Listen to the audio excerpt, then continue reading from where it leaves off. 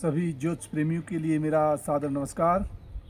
मैं डॉक्टर मस्तराम शर्मा, वैदिक ज्योतिष अनुसंधान संस्थान टूटू शिमला।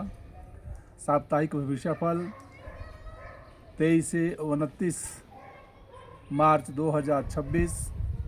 द्वादश भाव में गोचरीय प्रभाव ग्रहों का राशि के आधार पर वृष राशि पर चंद्रमा, मिथुन राशि पर गुरु, सिंह राशि पर केतु,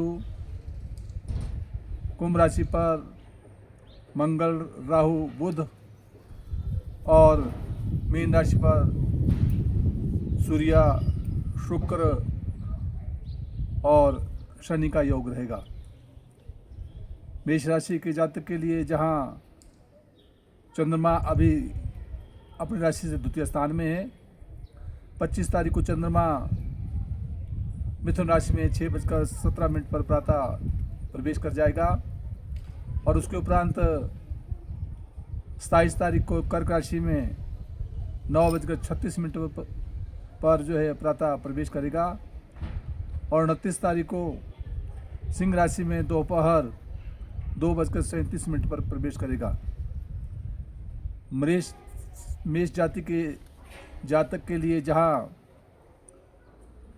राशि स्वामी एकादश भाव में है, परंतु राहु के साथ और बुध के साथ योग बना है, इसलिए विशेष करके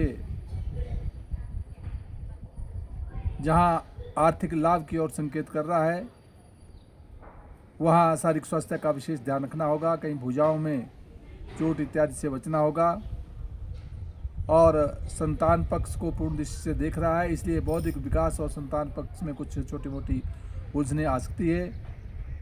चंद्रमा आर्थिक लाभ दे रहा है और 25 तारीख के उपरांत चंद्रमा कहीं यात्राओं के योग बनाएगा और उसके उपरांत जो है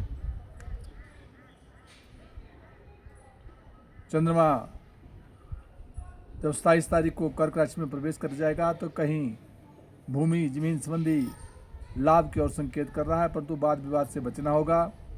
और 29 तारीख को जब ये चंद्रमा पंचम भाव में चला जाएगा तो बौद्धिक विकास और संतान पक्ष से सुख की प्राप्ति होगी। जहां दाम्पत्य जीवन का स्वामी शुक्र ग्रह अपने से द्वादश भाव में है, इसलिए व्यापार के क्षेत्र में और पारिवारिक के क्षेत्र में कुछ उलझनों को उत्पन्न कर रहा है और साथ जो है प्रेम संबंधों में सौहार्द में वातावरण बना के रखेंगे तो बाह्य स्थान से आर्थिक लाभ प्राप्ति की ओर भी संकेत करता है। वृष राशि का जातक उसका स्वामी ग्रह शुक्र ग्रह अपने से एकादश स्थान में है। एकादश स्थान में 3 ग्रहों का योग बना है, इसलिए धन लाभ की ओर संकेत कर रहा है।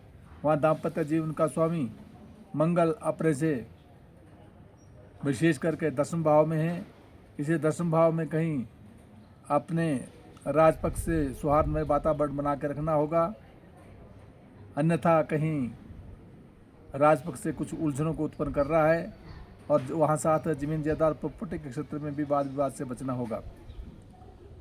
जहाँ मंगल दाम्पत्य जीवन का स्वामी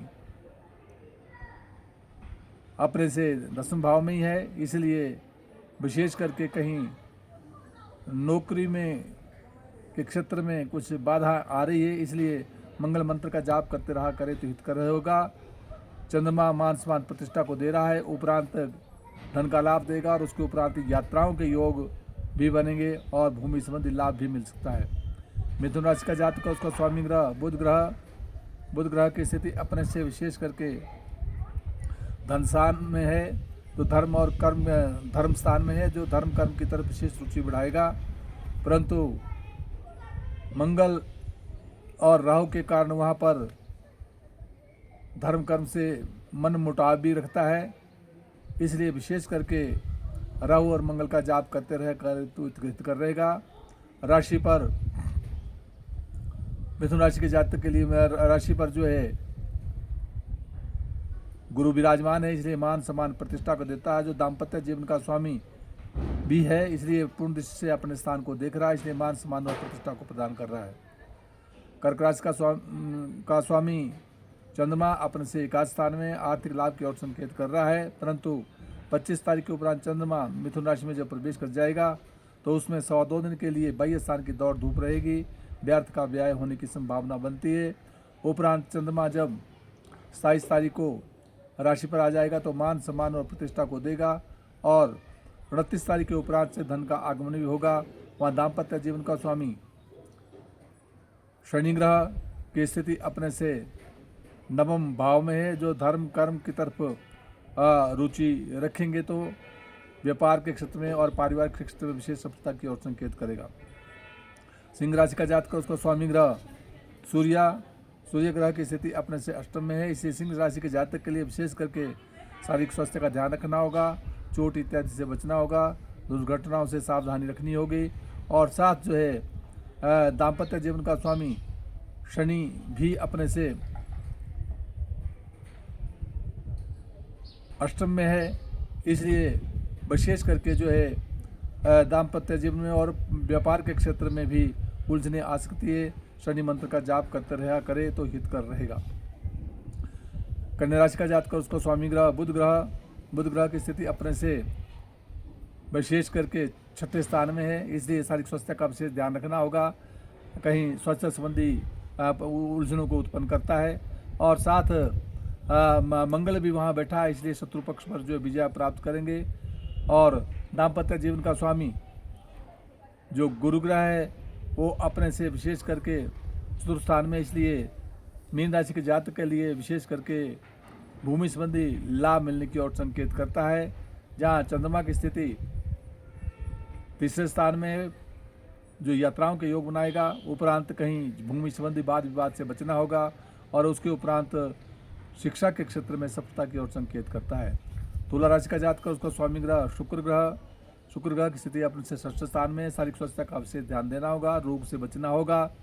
वहाँ दाम्पत्य जीवन का स्वामी मंगल की स्थिति अपने से पंचम भाव में है, और पंचम भाव में बुध और राहु का योग भी बना है, इसलिए राहु के कारण शिक्षा के क्षेत्र में समस्याएं उत्पन्न कर रहा है, या संतान पक्ष से भी कुछ बाधा आ सकती हैं, या गर्भपात होने की भी संभावना बनती है।